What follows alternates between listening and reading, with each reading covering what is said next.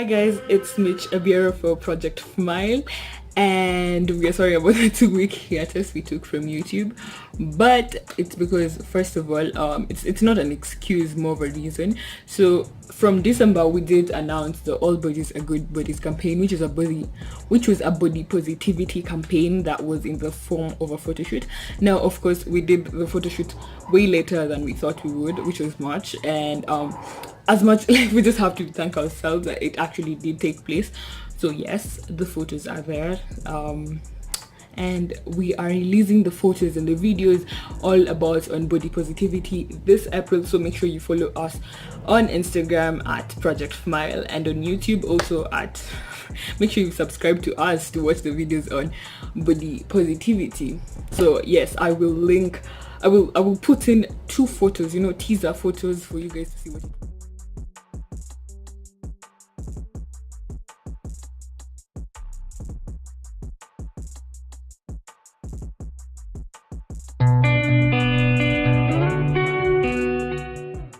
it was all about. Now let's get into today's video. As you can see, I have my notebook here and my phone, which shows this is something serious. Of course, it's not like everything we do here is not serious. I don't know why I'm not making sense. Anyway, we're talking about bipolar. So today happens to be Bipolar Awareness Day, and with that we decided to talk about bipolar. So the first question, we decided to do it in more of a Q&A form. So the first question definitely is, what is bipolar? So bipolar is a mental health disorder that is characterized by extreme mood swings. Now, these extreme mood swings are 2. There's mania and there's depressive. So with mania, it's more of hyperactivity, and depressive, it's more of like a season of depression. And that is why some ignorant people always make jokes about people with mood swings, like, oh my gosh, that's so bipolar. This thing honestly triggers me. It's not about being politically correct, it's just generally insensitive. So according to the National Institution of Mental Health, bipolar disorder is a brain disorder that causes unusual shifts in mood, energy, activity levels, and the ability to carry out day-to-day tasks. So the second question on my list is, what causes or triggers that bipolar? So some of the triggers, of course, mental health is intricate and there's no denying that. So yes, the chances, genetics, the chances that if, for example, your mom has bipolar, the chances that you too might have bipolar, or if there are people in your family with bipolar, definitely you're more likely to have bipolar. There's also brain structure. So studies, yes, there's still studies ongoing that yes, the brain structure of those with bipolar is slightly different from those without bipolar. Yes, it was a word that was missing in my head. I'm so sorry about that. Another trigger is, yes, I have discussed all those. Yes, those are the 3 triggers on me and on my mind. So let's talk about, yes, what are the types of disorders of bipolar disorder. So actually there are, I think, 4 types: bipolar 1, bipolar 2,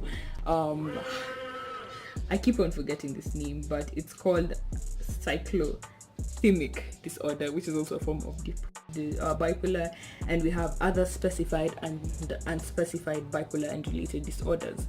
So yes, those are the types of bipolar. So here's the fourth question. Yes, what are the symptoms of bipolar? So as I said, we have mania and we have depressive symptoms. So we will look at them. We'll break down the mania symptoms. And okay, some people usually think that the mania bit of bipolar is a good thing. Well, it's not. It's not. So of course there's the feeling of having a lot of energy, there's having trouble with sleeping, there is becoming more active than usual, talking really fast about a lot of different things, being agitated, irritable or touchy, feel like the thoughts are going very fast, think that they can do a lot of things at once, and do risky things like spend a lot of money or have reckless sex. So yes, that is basically mania. So of course, you know, there are people who think, yes, money is a good thing, that yes, you can be productive during this time, but not really, because you're more likely to engage in very dangerous behaviors such as reckless sex and drug and substance abuse. Now we have the depressive symptoms: feeling very down, empty, or hopeless, having trouble sleeping, feel like they can't enjoy anything, feeling worried and empty, having trouble concentrating, forget things a lot, eat too much or little or too little, feel tired or slow down, think about suicide and think about death or suicide. So yes, during depressive symptoms, one is most likely to commit suicide. It's really risky. What should I do if I think me or someone I know has bipolar? What you should do, obviously we do not advocate for self-diagnosis, is that you look for a mental health expert. So that is why in Nairobi, as we said, we have Oasis Speciality Hospital. In Kisumu, we have a very amazing psychologist. He's called Dr. Imbuki. I will leave his contact in the description if I'm allowed to. And how is it diagnosed? Of course, there is a DSM-5. I forgotten what it stands for. So yes, according to what is there. And then yes, you will get your diagnosis. Now the problem is sometimes, like, when someone has bipolar, they have something known as psychosis, so they go into a state of hallucination, to say the least. So the problem is with when someone is there, like having said hallucinations and delusions, they are most likely to get misdiagnosed with schizophrenia, which we will talk about in the future in one of our videos. Also, people who have bipolar are most likely to have something like anxiety and ADHD, which is anxiety deficient hyperactivity disorder. If there is a cure, is there a cure for bipolar? Sadly, there is no cure for bipolar, but it can be managed. If not, what are the treatment options?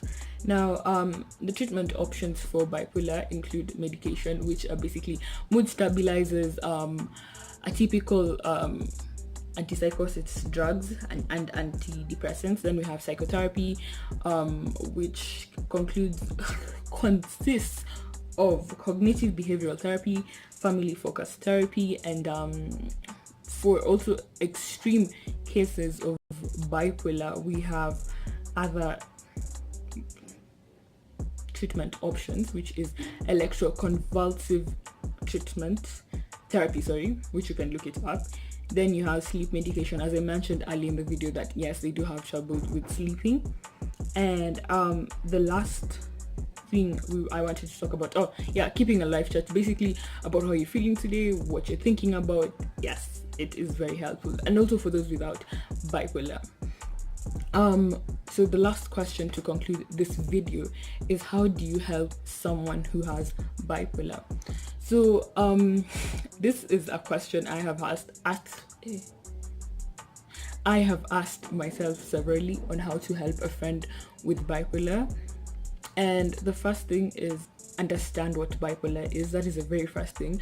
As a friend, you need to understand what type of bipolar it is, what treatment options they're having, get involved in their treatment, listen, that is the most important thing.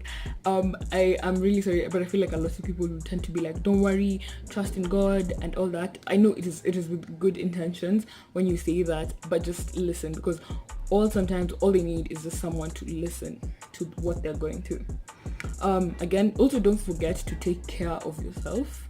Yes. So yes, this is all we had to talk about with the bipolar disorder. As I've said, there are other forms of, the other types of bipolar, which we could not go into, but you can read about them. I will link them in the description. I will also link down how to contact the institutions I've talked about in the description.